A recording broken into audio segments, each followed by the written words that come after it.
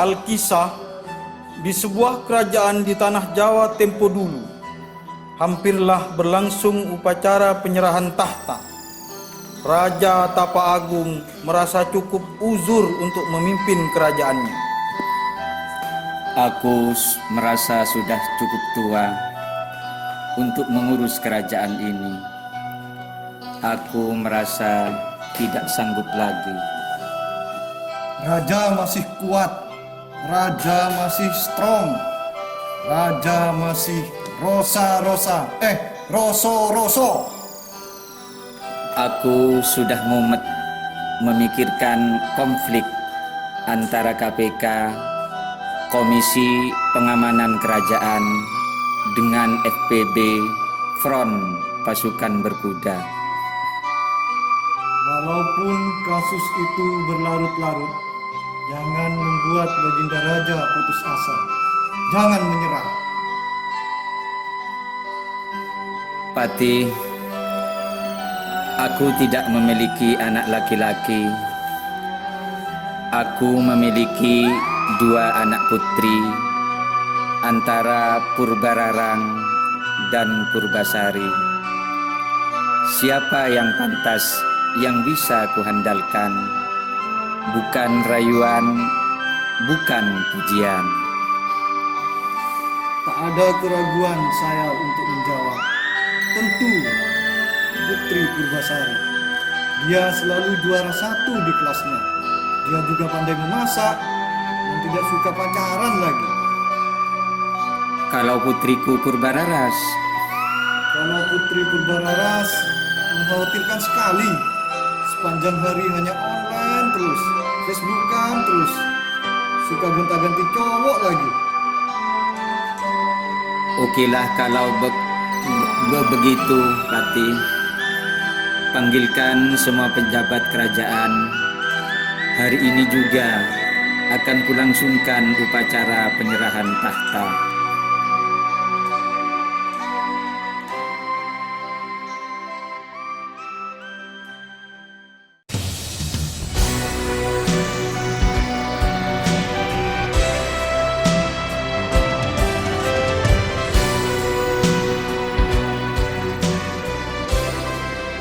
Menteri Woro-Woro mengumumkan ke seluruh penjuru kerajaan.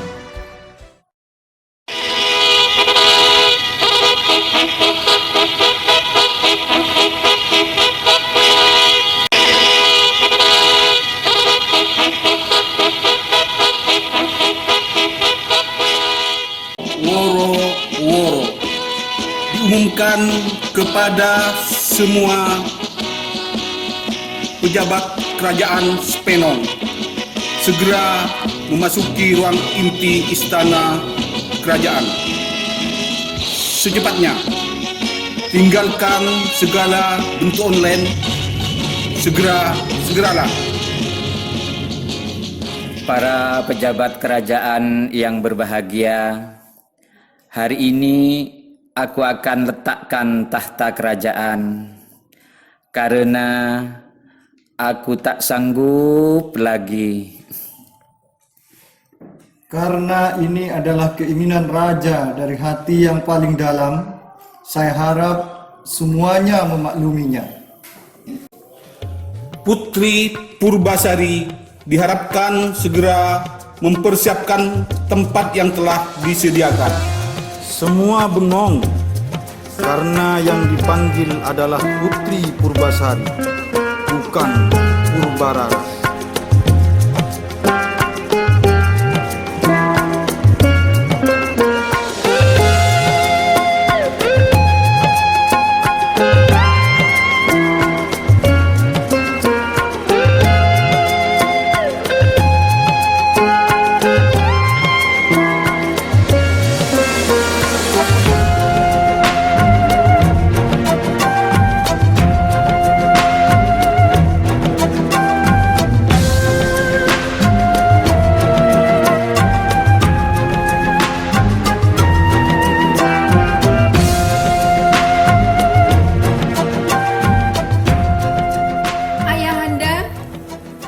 Mengapa saya yang dipanggil?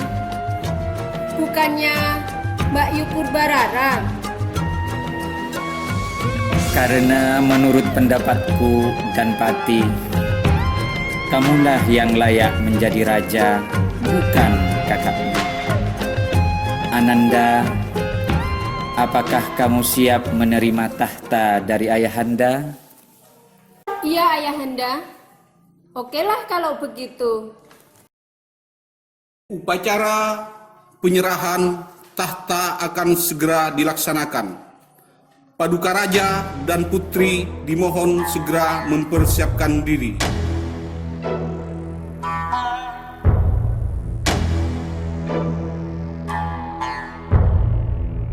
Upacara penyerahan tahta segera dilangsungkan. Semua rakyat bersorak-sorai atas upacara penyerahan tahta tersebut.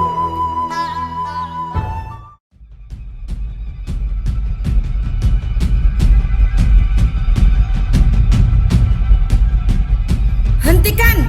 Apa-apaan ini, Ayah? Kenapa si kecil ini yang menerima tahta? Bukan aku. Ayah tidak adil. Seharusnya anak pertamalah yang berhak memakai mahkota itu. Tidak begitu, anakku.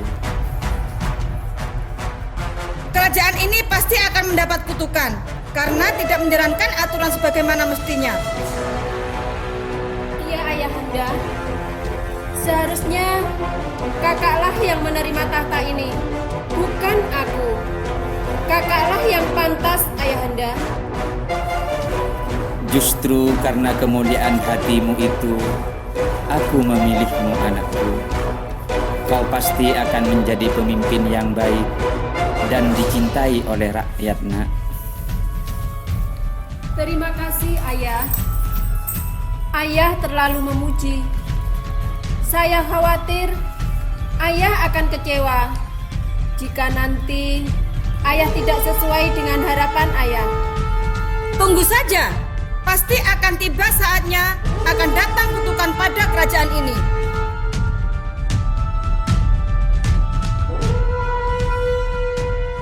Purbararas mengajak tunangannya Pangeran Indrajaya menemui dukun pelet Number Wahid, Nyi Ronde, untuk menyingkirkan Purbasari.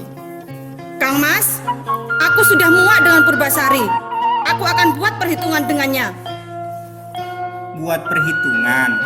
Kamu kan kalah pintar daripada dia. Masa mau buat perhitungan? Jangankan perkalian, tambah-tambahan saja kamu kalah. Ganteng kok Oon.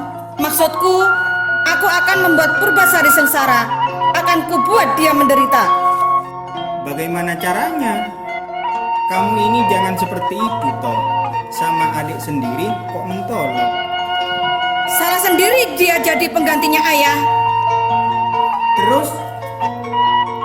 Makanya aku ajak kamu ke sini. Rumah siapa ini? Nyi Ronde. Oh, mau beli onde-onde saja kok jauh-jauh ke sini. Di Sukarami Pesisir kan ada. Hus, jaga mulutmu. Ini rumah Nyi Ronde, dukun ampuh yang kondang di Sukarame yang mampu mengatasi segala masalah. Mau cari togel.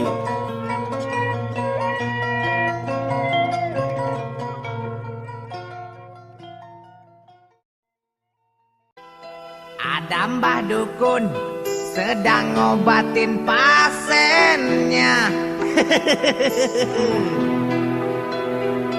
Konon katanya sakitnya karena diguna-guna. Dedeh teuing.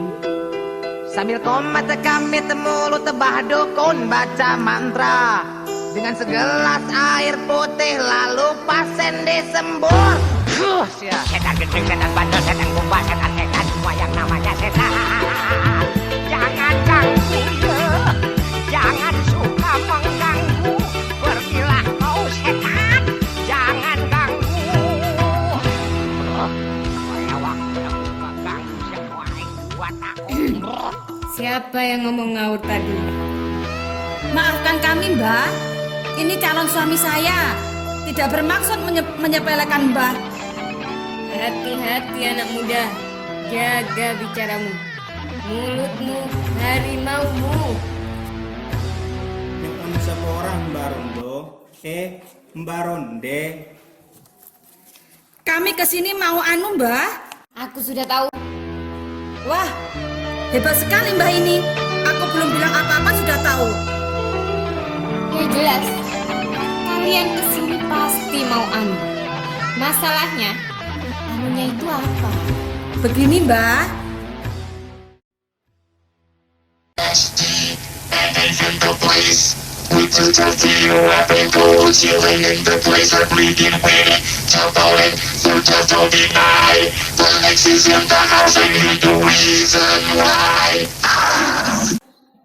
Oh, gampang. Mbah Dukun sedang Apa itu, ngobatin Mbak? Katrok. pasiennya. Barang kayak gini saja tidak tahu. Jadi anak muda mbok ya jangan gaptek. Yang sudah tua saja tahu kok. Apa bisa, Mbah? Seiring dengan kemajuan zaman, perkembangan ilmu pengetahuan dan teknologi, dunia perdukunan tidak boleh ketinggalan zaman. Justru dengan ini, mantraku bisa lebih update. Terserah Mbah saja. Bagaimana enaknya? Nironde tampak ngutak-atik laptopnya.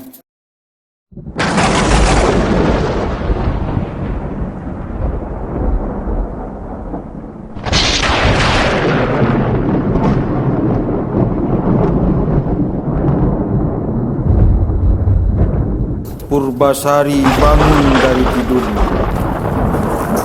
Tidak! Wajah Purbasari bentol-bentol tak karuan. Terjadi kepanikan di keluarga kerajaan. Raja nampak mondar-mandir melihat kejadian aneh menimpa putrinya. Semua pejabat kerajaan berkumpul. Ada apa dengan wajahmu, putriku? Padahal selama ini kamu tidak alergi dengan apapun. Apa mungkin kamu salah make up? Tidak, Ayahanda. Aku juga tidak tahu. Pasti ini kutukan. Iya, kutukan. Karena Ayahanda tidak mengindahkan peringatan saya kemarin. Bagaimana, Pati? Maaf Baginda, saya juga tidak tahu gerangan apa yang membuat Tuan Putri seperti ini. Kalau tidak segera ditindaklanjuti, ini bisa menimbulkan aib dalam kerajaan ini dan bisa menyebabkan keteruntuhan. Karena kerajaan ini dipimpin oleh seorang yang buruk rupa. Apa kata dunia? Terus? Satu-satunya cara hanyalah ayah harus mencabut keputusan kemarin dan menyerahkan tahta kerajaan ini kepadaku. Bagaimana, Pati? Mungkin itu jalan yang terbaik. Bagaimana dengan Purbasari? Kalau kita biarkan Putri Purbasari tetap berada di dalam istana ini, bisa-bisa semua keluarga kerajaan dan rakyat tertular virus mematikan yang belum ada antivirusnya itu. Mungkin dia terkena flu burung atau mungkin flu babi. Jadi kita bakar saja dia. Itu terlalu keji. Mungkin kita bawa dia ke tempat yang jauh dari pemukiman penduduk. Diasingkan. Ya, keputusan yang bagus. Aku juga kasihan sama dia. Masih muda tapi penyakitan. Makanya mandi setiap hari. Ayah.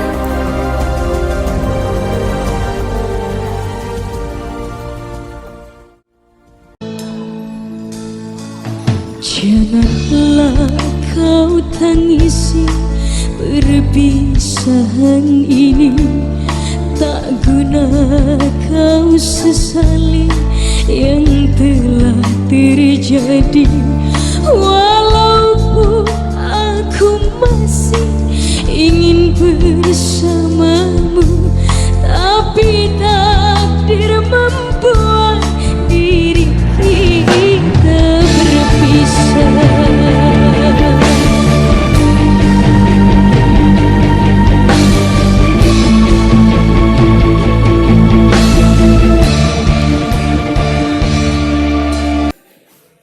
Purbasari kemudian diasingkan ke hutan. Dia diantarkan oleh sang patih. Patih dengan baik hati membuatkan gubuk kecil untuk tempat berteduh Purbasari. Tuan Putri, maafkan saya tidak bisa berbuat banyak. Dan hanya inilah yang dapat saya lakukan untuk membantu Tuan Putri. Ini semua sudah lebih dari cukup, Patih. Terima kasih atas semuanya. Tuan Putri, izinkan saya untuk kembali ke istana karena dikejar deadline. Silahkan, Patih. Patih meninggalkan Purbasari sendirian. Awalnya dia merasa kesepian. Waktu berlalu dan berjalan. Dia semakin kerasan di hutan itu. Dia memiliki banyak teman, tetapi bukan manusia, tetapi bangsa binatang. Di kerajaan, Purbararas memerintah kerajaan dengan sangat angkuh. Raja Tapa Agung semakin tua dan sakit-sakitan, merasakan penderitaan putri tercintanya Purbasari. Di tempat lain, tepatnya di Kayangan, ada seorang dewa muda yang tampan yang bernama Guru Tafib telah melakukan kesalahan sehingga dikutuk turun ke bumi oleh dewa senior, tetapi tidak dalam wujud manusia, yaitu dalam wujud lutung yang kemudian dipanggil Si Utung. Si Utung bergelayutan ke sana kemari hingga pada suatu hari dia melihat seorang putri yang tidak begitu cantik sedang mandi di sungai. Dia ngintip waktu Purbasari mandi, selendangnya dicuri Si Utung.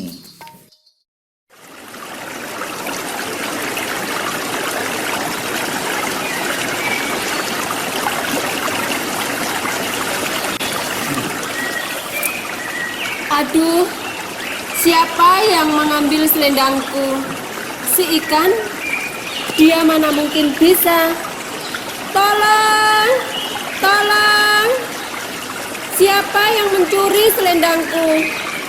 Ngaku sajalah. Lagian, siapa manusia yang mau menghuni hutan ini sekecuali aku? Sayembara, sayembara, siapa yang mengembalikan selendangku? Kalau perempuan akan kau jadikan saudara. Kalau laki-laki akan kujadikan suami. Ceritanya jadi ngelantur nih. Kok kayak Jaka Tarub aja? Ya udahlah, kita saksikan saja cerita berikutnya. Tiba-tiba, Si Utung mengembalikan selendang Purbasari.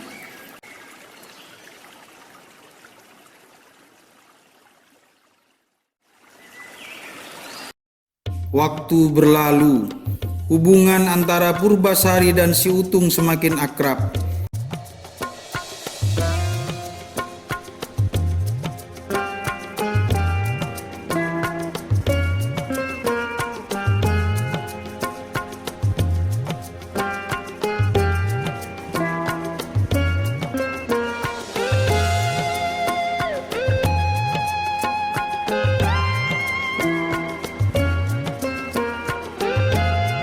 Sementara itu, di kerajaan keangkara murkaan semakin merajalela. Purbararas semakin bertindak sewenang-wenang. Semua rakyatnya hanya Facebookan sepanjang hari karena diberlakukan tarif gratis. Pornografi pun merajalela. Kafe mesum berdiri di mana-mana. Semuanya jadi kacau balau.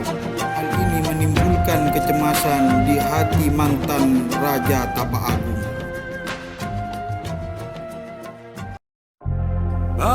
Lari-lari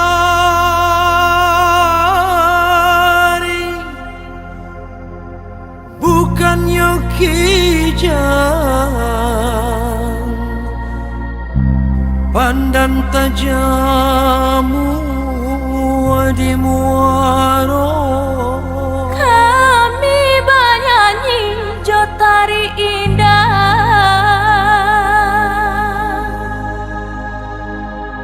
Pau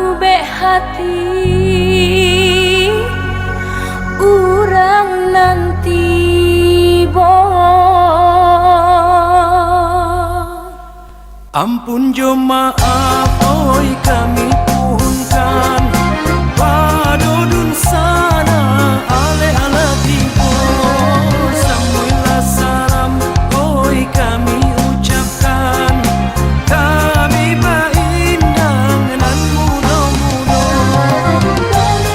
Indang kaditarikan sangan bajawe onde ganti ganti Ragulah indang kami nyanyikan supaya sana onde basuh hati Din din ba din din oi din din ba din din din din ba din din oi din din ba din din di pariaman oi barale gadang di bulan tabui sabanarani kami tarikan oi tarinyo indang salah jo jangga maafkan kami Adek Panjawi di tengah padang bawalah pulang onde di hari senja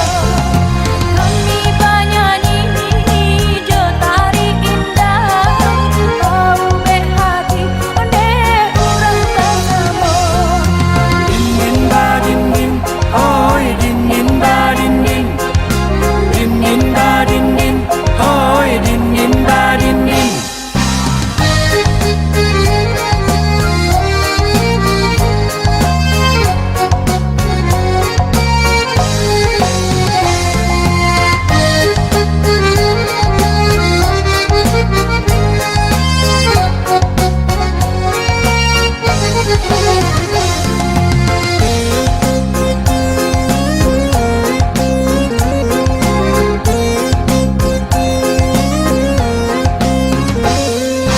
Paralah tinggi oi si burung tabang Pane Malaya kainge juo banyak ragamnya oi budayo datang budayo itu kembangkan juo Marilah salon nata salayo unanglah guguk onde baik ka pasar ambianan elo jadi pusako sadonan buruak onde kita peloan din din ba din din oi din din ba din din din din ba din din oi din din ba din din din din ba din din oi din din ba din din din din ba din din oi din din ba din din din din ba din din oi din din ba din din din din ba din din oi din din ba din din din din ba din din oi din din ba din din din din ba din din oi din din ba din din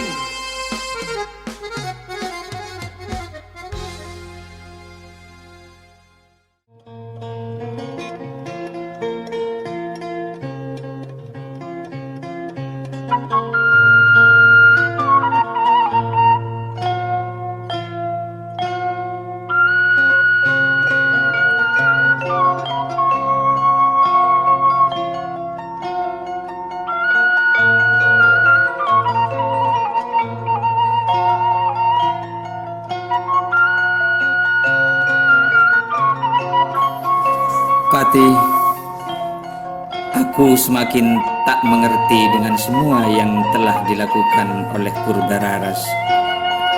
Kerajaan jadi kacau balau. Oh iya Pati, kamu sudah menjenguk Purbasari belum? Belum Baginda, sejak 2,5 tahun yang lalu. Tolong kamu jenguk dia. Mungkin dia membutuhkan bantuan. Kapan Baginda? Tahun depan, ya sekarang. Dan bawa pulang. Akhirnya, Patih pun berangkat menjenguk Purbasari.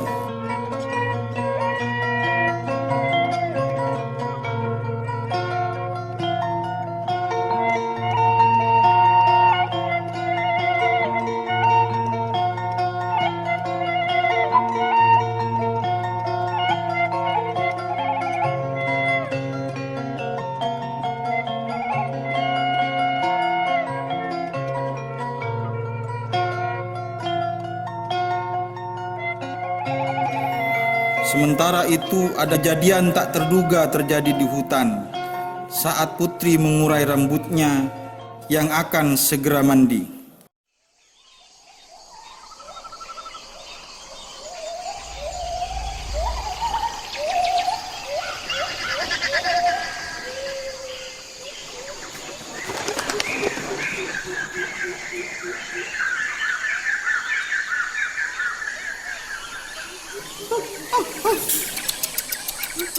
Kasihan sekali gadis itu. Ia pasti sangat cantik jika kulitnya tidak pentol-pentol seperti itu. Dan sepertinya ada yang tidak wajar pada penyakit gadis ini. Aku harus menolongnya. Purbasari kemudian menuju sungai untuk mandi. Tiba-tiba terdengar suara dari langit.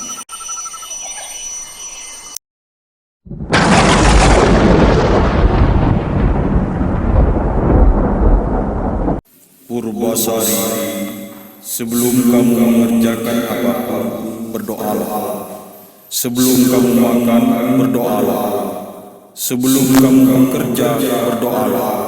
Sekarang kamu mau mandi, berdoalah. Semoga itu bisa menyembuhkan semua penyakitmu. Purbasari mencoba mencari dari mana asal suara itu.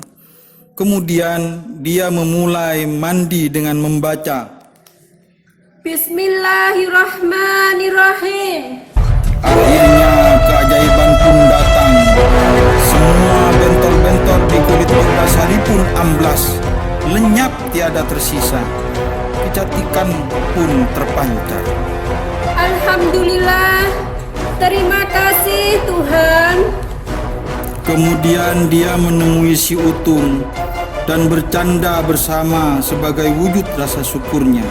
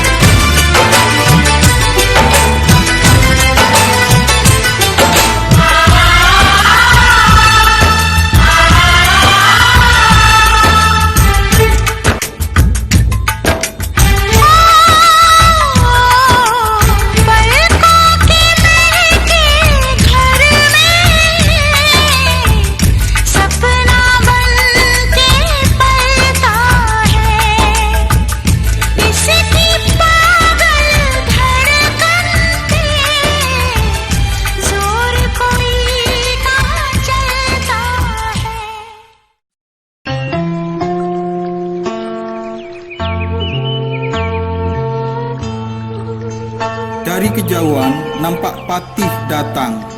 Patih pun terkejut melihat penampilan baru dari Purbasari. Tuan Putri sudah sembuh sekarang. Tuan Putri cantik sekali hari ini. Iya Patih. By the way, ada urusan apa Patih datang ke sini? Apakah keadaan ayah baik-baik saja? Apakah keadaan kerajaan juga baik-baik saja? Saya datang ke sini atas perintah dari ayahanda Tuan Putri. Beliau sakit-sakitan. Beliau sangat mencemaskan Tuan Putri. Semenjak Tuan Putri diusir dari kerajaan, beliau sakit-sakitan. Keadaan kerajaan pun kacau balau. Terus? Baginda berharap Tuan Putri berkenan untuk kembali ke istana lagi. Apakah mereka akan menerimaku? Terutama kakakku. Sebenarnya aku kerasan di sini. Aku juga banyak teman di sini. Tetapi aku kangen banget dengan sate ayam kerajaan. Oke lah, aku akan ikut pulang ke istana. Si Utung pun tertunduk lesu mendengar kalimat itu. Dia merasa kecewa. Kenapa, Tung? Kamu kecewa denganku? Tenang, aku akan mengajakmu ke istana. Aku dulu pernah berjanji, siapapun yang mengembalikan selendangku akan kujadikan pendamping hidupku. Akan kupenuhi janji itu. Akhirnya mereka bertiga kembali ke istana.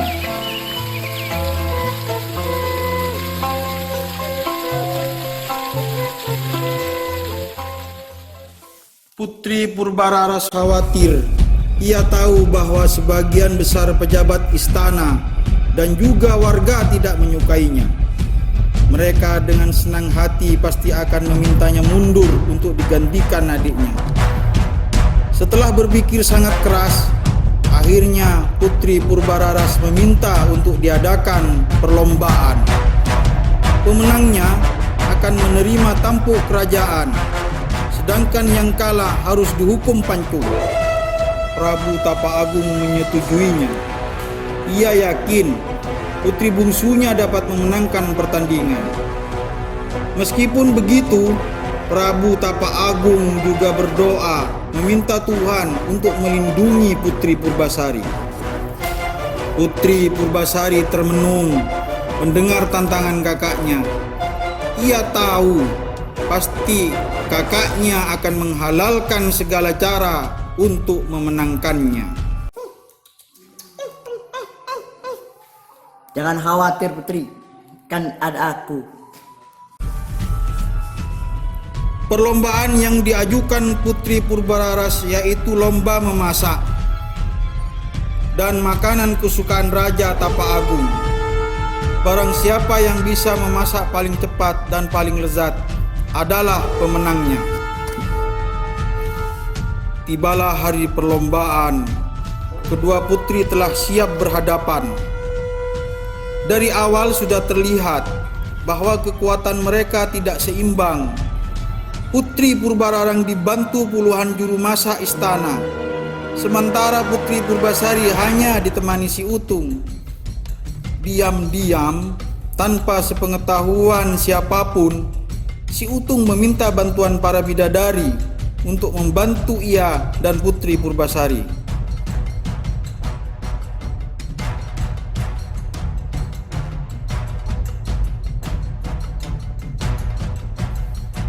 Setelah tanda mulai dibunyikan, semua mulai bekerja. Para juru masak yang sudah terbiasa menghidangkan makanan-makanan lezat bekerja sangat cepat. Dalam setengah jam saja, hidangan lengkap sudah hampir selesai. Yang mengejutkan adalah Putri Purbasari. Meskipun hanya berdua, kecepatan kerja mereka tidak kalah dengan kubu kakaknya. Hanya Utung yang matanya bisa melihat seorang bidadari menaburkan bumbu rahasia kayangan yang akan melezatkan masakan hingga rasanya tiada tara.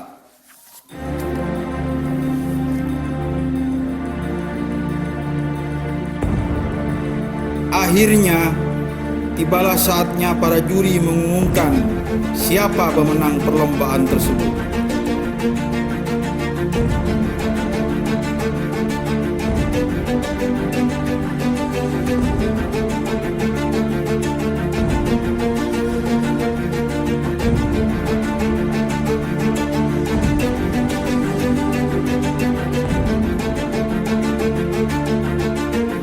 Setelah Dewan Juri menimbang dan akhirnya memutuskan bahwa pemenangnya adalah Putri Purbasari.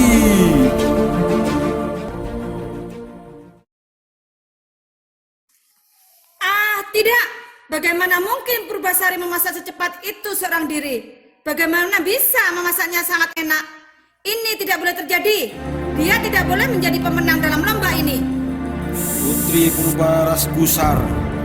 Hatinya yang dengki tidak bisa menerima kenyataan. Sifat liciknya mencari agar diadakan satu perlombaan lagi untuk menggagalkan kemenangan dari Putri Purbasari.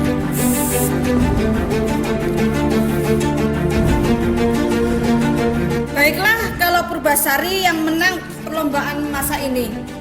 Tapi karena ini menyangkut kredibilitas kerajaan, aku minta diadakan perlombaan satu lagi.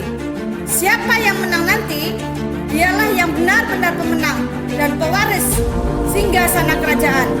Aku minta diadakan lomba adu ketampanan dari pasangan masing-masing. Bila gandenganku lebih keren dari gandengan Purbasari, maka akulah pemenangnya. Tapi sebaliknya, bila cowok Purbasari lebih caem dan kece dari cowokku, maka dialah yang berhak menjadi pewaris tahta kerajaan ini. Seorang ratu haruslah memiliki pasangan yang bisa dibanggakan. Apa kata kerajaan tetangga jika suami ratu buruk rupanya? Putri Purbasari memerah. Ia tersinggung mendengar sahabatnya dihina. Si Utung menenangkannya.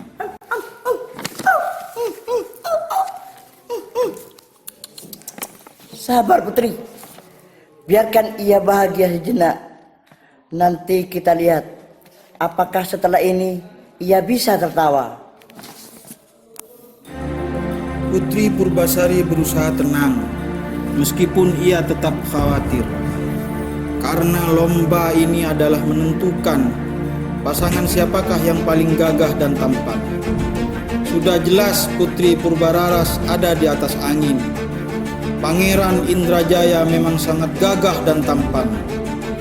Sedangkan Putri Purbasari tidak memiliki pasangan selain si Utung tentunya, yang selalu setia menemaninya.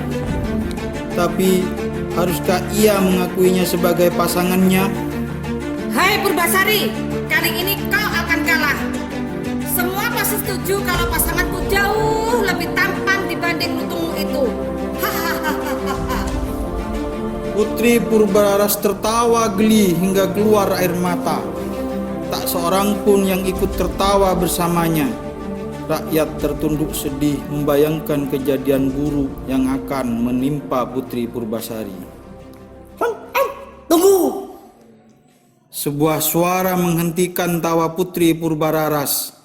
Semua mencari asal suara tersebut. Utung berdiri tegak di kedua kakinya. Bulu-bulunya yang hitam dan lebat berkibar ditiup angin. Kelihatannya lucu, tapi tidak ada yang tertawa. Rakyat semakin sedih melihat penampilan si Utung. Dengan tenang Utung menatap Putri Purbasari yang juga menatapnya dengan penasaran. Putri, aku sudah berjanji untuk selalu menolongmu. Tapi kali ini aku tidak bisa menolongmu, Kecuali apa tuh? Kecuali Putri menerimaku sebagai pasangan hidupku. Rakyat bergemuruh tidak setuju. Putri Purbararas semakin terkikik geli. Putri Purbasari dengan tenang tersenyum dan menganggukkan kepalanya. Tidak ada yang lebih pantas menjadi pasanganku selain kamu tuh.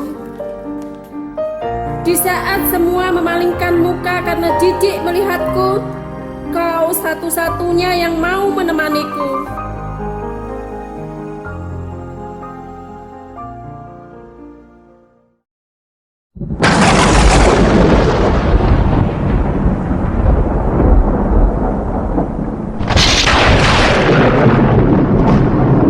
Petir menggelegar di siang bolong.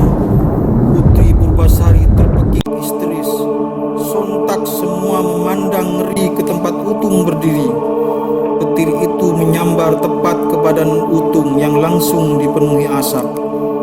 Putri masih menjerit-jerit dan menangis, berusaha menembus asap tebal yang membungkus Utung. Ia terbatuk-batuk. Keajaiban terjadi saat asap tebal perlahan-lahan menipis. Di tempat itu berdirilah seorang pemuda yang ketampanan dan kegagahannya sulit dilukiskan kata-kata. Rakyat terpana.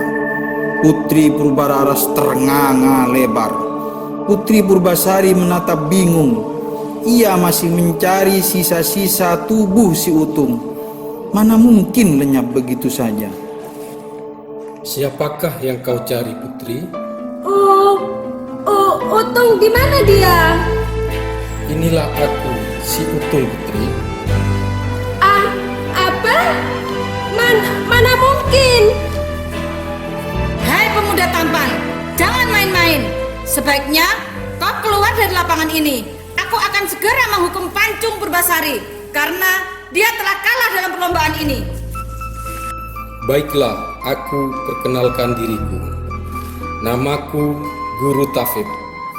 Saya adalah seorang dewa yang sedang dihukum dan diperintahkan untuk turun ke bumi. Kutukan itu akan luntur jika ada seorang gadis yang benar-benar tulus menerimaku sebagai pasangan hidupnya. Nah, sekarang pilihlah, siapakah yang lebih tampan dan gagah? Apakah Pangeran Indrajaya ataukah aku? Serentak rakyat menyerukan namanya dan menunjuknya. Artinya Purbasari memenangkan lomba tersebut. Putri Purbararas kalah.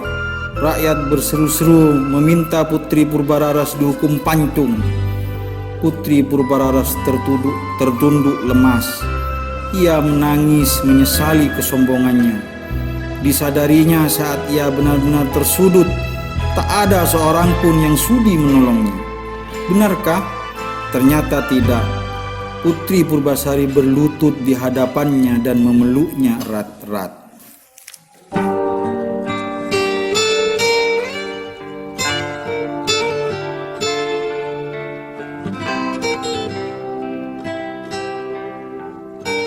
Aku tidak akan menghukum kakakku sendiri. Kakak boleh tetap menjadi ratu, asalkan kakak berjanji akan memimpin rakyat dengan sebaik-baiknya. Kau memang sangat baik, adikku. Setelah semua kejahatan yang aku lakukan, kau dengan mudah memaafkanku. Kaulah yang harusnya menjadi ratu. Aku sekarang sadar bahwa mahkota ini lebih pantas berada di kepalamu. Maafkan aku. Istana begitu gemerlap hari itu. Penobatan ratu baru berlangsung meriah namun khidmat. Hari itu juga dilangsungkan pernikahan Putri Purbasari dan Guru Tafib. Semua senang, semua bahagia, dan kisah ini pun berakhir bahagia. Soldier of fortune.